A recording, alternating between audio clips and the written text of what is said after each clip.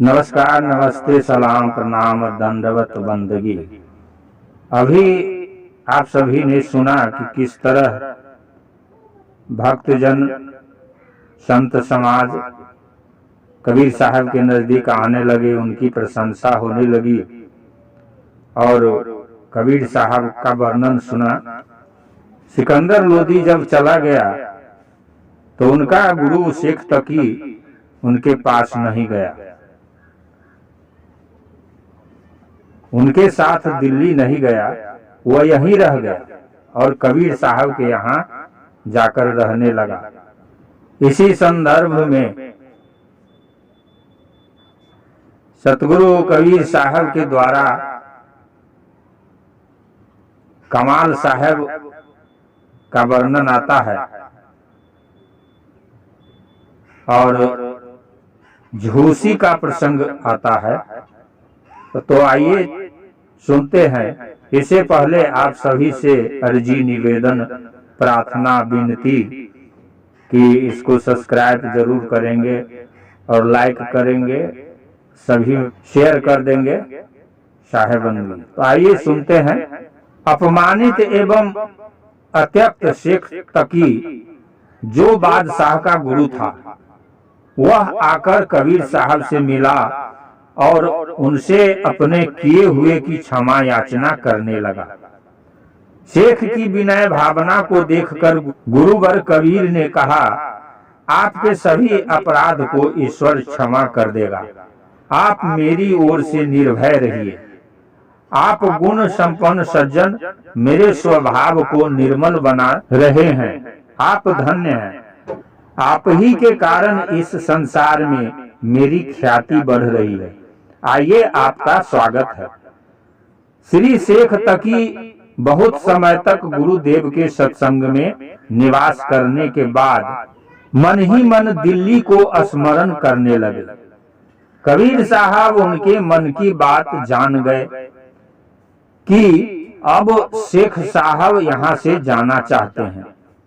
एक दिन कबीर साहब ने कहा कि शेख जी, चलिए कुछ दिन देशाटन किया जाए, क्योंकि मेरे गुरु जी की आज्ञा है कि मेरे चलाए हुए अभियान को जीवन पर्यंत चालू रखना और अज्ञान जीवों को सुमार्ग पर लाते रहना। यह गुरु आज्ञा मेरे लिए मान्य है और शिष्य का कर्तव्य होता है कि गुरु की आज्ञाओं का पालन करे। इसलिए मुझे सतगुरु के संदेश को संसार को सुनाना है। ऐसा कहकर श्री सुरती गोपाल साहब को एवं श्री पद्मनाभ दास जी आदि शिष्यों को उन्होंने आदेश दिया कि संत मंडली को बुला लाओ, मुझे कुछ समय के लिए देशाटन करना है। अतः श्री सुरती गोपाल जी साहब ने गुरु जी की आज्ञा को शिरोधार्य करके संतों को आदेश दिया और संत मंडली धर्म प्रचार के लिए निकल पड़ी। श्री काशी जी से यात्रा आरंभ हुई। सर्वप्रथम संत मंडली भ्रमण करती हुई जौनपुर पहुंची, जहां पर मोहम्मदियों के धर्म प्रचार का एक बहुत बड़ा अड्डा था, जो अपनी मान्यताओं के लिए प्रसिद्ध थे। संत मंडली वहां के मोहम्मदीय धार्मिक नेताओं से मिली। पहले तो इस्लामियों ने कुछ धार्मिक विवाद खड़ा किए, परंतु वे विवाद सूर्य के सामने दीपक की भांति निरर्थक सिद्ध हुई। सभी लोगों ने कबीर साहब से हार मान लिए। अंत में कबीर साहब ने उन सबों को बहुत समझाया और कुकर्मों से दूर रहने के लिए कहा। इसी प्रकार से दुखी मानव जाति को सत्य के मार्ग का दर्शन कराते हुए सतगुरु झूसी पहुंचे, जहां पर 21 गुरुओं की समाधि थी। उस समाधि के सामने इस्लाम के बड़े बड़े नेता एवं शासक गण आकर माथा टेकते थे और उक्त समाधियों के दर्शन से महापुण्य मानते थे। वहां पर कबीर साहब पहुंचकर बोले, कहिए महाशयगण, आप लोग तो मूर्ति पूजक नहीं हैं, यह क्या कर रहे हैं? बीजक की वाणी है रमैनी पद, उज सुनी जौनपुर थाना, झोसी सुनी पीरन को नामा, 21 पीर लिखे तही ठामा, खत्मा पर है पैगंबर नामा, सुनत बोल मोहि रहा नहीं जाई, देखी मुकरवा रहा भुलाई। कबीर बीजक रमैनी पद। कबीर साहब कहते हैं, क्या ये समाधियां कभी कुछ बोलती है? यदि बोलती है तो आज भी इन्हें बुलवाइए। यदि नहीं बोलते हैं तो आपकी सभी मान्यताएं पूर्ण रूपेण भ्रांति युक्त है, क्योंकि जैसे हिंदू मूर्तिवादी है वैसे आप लोग भी कब्रवादी हैं। दोनों में कोई मौलिक अंतर नहीं है, केवल नाम मात्र अलग है। इसलिए दोनों धर्म भ्रामक दशा में है। अस्तु इस प्रकार से कई दिनों तक सत्संग वार्ता चलती रही। आसपास के लोग भी संकीर्तन में तथा सत्संग में समाविष्ट होते थे। सत्संगियों ने कबीर साहब से आग्रह करके उन्हें महीनों रोके रखा। एक दिन गुरुदेव कबीर मोहम्मद शेख तकी साहब तथा अन्य शिष्य गणों के साथ गंगा तट पर विचरण कर रहे थे। इसी संदर्भ में पश्चिम दिशा की ओर से गंगा जी में एक मृतक बहते हुए आ रहा था, जिसे लोग देख रहे थे। मृतक को देखकर कबीर साहब ने शेख तकी की परीक्षा लेने के ध्येय से कहा, शेख साहब, जो वह सब बहते हुए आ रहा है मृतक है या जीवित? इस बात पर शेख साहब मौन रहे। इसका कारण यह था कि शेख साहब केवल करामाती एवं धार्मिक नेता थे, उनके पास दैवी शक्ति का अभाव था। इसका प्रत्यक्ष प्रमाण यह है कि सतगुरु कबीर पर उन्होंने अपनी करामात 52 बार प्रयोग किए, लेकिन एक बार भी गुरुदेव कबीर को बस में नहीं कर सके। शेख साहब कोरे तांत्रिक थे, इसी कारण ब्रह्म ज्ञानियों को अपने वशीभूत करने में असफल सिद्ध हुए। सभी लोगों को यह बात ध्यान रखना चाहिए कि सिकंदर ने केवल 3 ही बार कबीर साहब की परीक्षा के नाम से विख्यात हैं, जिसे लोग भूलकर कह देते हैं कि सिकंदर लोदी ने कबीर साहब की 52 बार परीक्षा ली थी। यह कहना केवल भ्रम मात्र है। सतगुरु कबीर एवं शेख तकी में केवल तंत्र मंत्र की लड़ाई हुई थी, जिसमें शेख तकी पराजित हो गया। मुख्य लड़ाई दिल्ली एवं काशी से हुई थी। शेख तकी सतगुरु की ख्याति सुनकर जल उठा था, इसलिए दिल्ली से ही उसने अपनी माया का 52 बार प्रयोग किया था। इधर कबीर साहब काशी में ही रहकर शेख की सारी माया को नष्ट कर दिए। जब शेख कबीर साहब पर अपनी माया का प्रयोग करने लगा तो गुरुदेव कबीर ने अपने सामने एक तीर्ण रखकर शेख की सारी तंत्र विद्या को पराभूत कर दिया।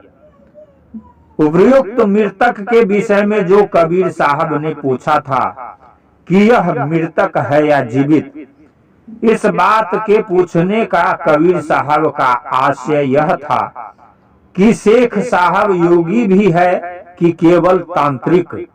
यदि यौगिक क्रिया में निपुण होंगे तो अवश्य अंत दृष्टि से देखकर यह सत्य रूप से बतला देंगे कि यह सब जो बहते हुए आ रहा है यह जीवित है या मृतक। परंतु शेख साहब कोरे ज्ञानी थे, इसलिए मृतक के बारे में कुछ कह नहीं सके।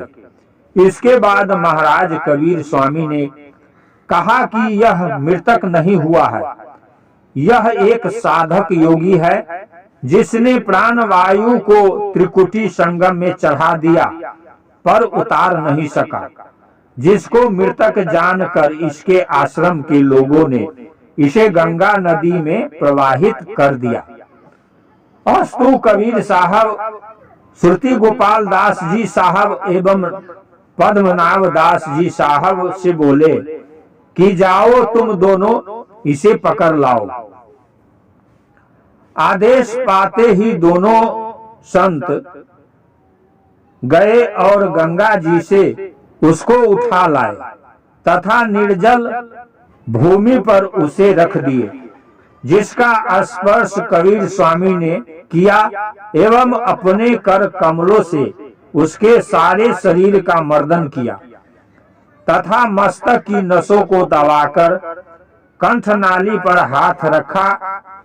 इसी प्रकार से पंच प्राणों के स्थान का स्पर्श करके चित्त सुलाकर प्राण वायु को ब्रह्मांड से उतारकर कंठ स्थान में कर दिया। इसके बाद कुंडलिनी की क्रिया विशुद्ध हो गई और वह मृतक आदमी अंगड़ाई लेते हुए उठा और बोला कि आप कौन हैं, मुझे यहाँ कैसे लाए। उसकी बातों का उत्तर देते हुए कबीर स्वामी ने उसके सिर पर अपने कमलवत हाथों को रखा, जिससे उसकी दिव्य दृष्टि हो गई, वह सब कुछ जान गया। अतः एवं इस चमत्कार को देखकर शेख साहब कबीर के पैरों पर गिर पड़े और बोले, प्रभु आपने तो कमाल कर दिया, ऐसा चमत्कार मैंने तो कभी नहीं देखा था, आप धन्य हैं। कबीर साहब ने कहा कि मैं धन्य नहीं हूँ, मेरे गुरु स्वामी रामानंद जी धन्य हैं, जिनकी महती कृपा से यह कमाल मुझे प्राप्त हुआ है। इसलिए आज से इस योगी पुरुष का नाम कमाल दास रहेगा। इस बात से वहां पर सतगुरु कबीर की बहुत ख्याति बढ़ गई। 10-20 कोसों से भी लोग उक्त समाचार सुनकर दर्शनार्थ आने लगे। सभी लोग कबीर साहब के उपदेश को सुनकर सन्मार्गी हो गए। वहां अधिक भीड़ होने लगी, जिससे पूजा ध्यान करना असंभव हो गया। इसलिए कबीर साहब ने संत मंडली से कहा कि अब यहाँ से चलो। इस क्षेत्र में अब सभी वैष्णव हो गए, सभी लोगों ने राम भक्ति अपना ली है एवं ये लोग अहर्निश ध्यान परायण हो गए हैं। इसलिए इन लोगों को मैं धन्यवाद देता हूँ। ऐसा कहते हुए संत मंडली के साथ भ्रमण करते हुए एवं राम भक्ति का उपदेश देते हुए सतगुरु कबीर मणिकपुर पहुँचे, जहाँ पहले शेख तखी ने कुछ दिनों तक निवास किया था। वहां पर उनकी शिष्य मंडली भी थी, जिसने सतगुरु कबीर के प्रभाव में आकर वैष्णव धर्म को स्वीकार कर लिया। कुछ समय के बाद कबीर साहब संत मंडली के साथ आगे के लिए चल पड़े। संत मंडली भ्रमण करती हुई लोगों को सतुपदेश देती हुई प्रत्येक गांव एवं नगरों में जाकर राम भक्ति का संदेश सुनाती भ्रमण करती हुई दिल्ली पहुंची, जिसकी सूचना बादशाह लोदी को भेज दी गई। पहले संत मंडली शेख तकी के आवास पर निवास की, कथा कीर्तन होने लगा, जिसको सुनने के लिए आसपास के लोग एकत्रित होने लगे। सतगुरु कबीर का आगमन सुनकर दिल्ली नगर एवं सुदूर देश नगरों से लोग कबीर साहब के दर्शन के लिए आने लगे, क्योंकि कबीर स्वामी की ख्याति चारों तरफ फैल चुकी थी। लोगों का आना स्वाभाविक ही था। दिल्ली में इतनी भीड़ हो गई कि उसे नियंत्रित करने के लिए बादशाह सिकंदर के तरफ से प्रबंध किया गया। लोगों को एक एक करके कबीर साहब के दर्शन के लिए जाने का आदेश होता था।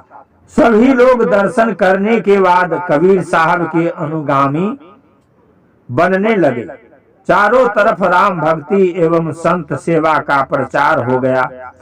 कबीर साहब से लोग इतना प्रभावित हो गए कि राम नाम के स्थान पर कबीर नाम का ही जप करने लगे। लोगों ने अपने अपने घरों में कबीर साहब के चित्र टांग दिए और प्रतिदिन नैवेद्य आदि से पूजा भी करने लगे। नमस्ते, नमस्कार, सलाम, प्रणाम, दंडवत। अभी आप सभी ने सुना किस तरह कबीर साहब ने जीवित किया और कमाल नाम कैसे पड़ा।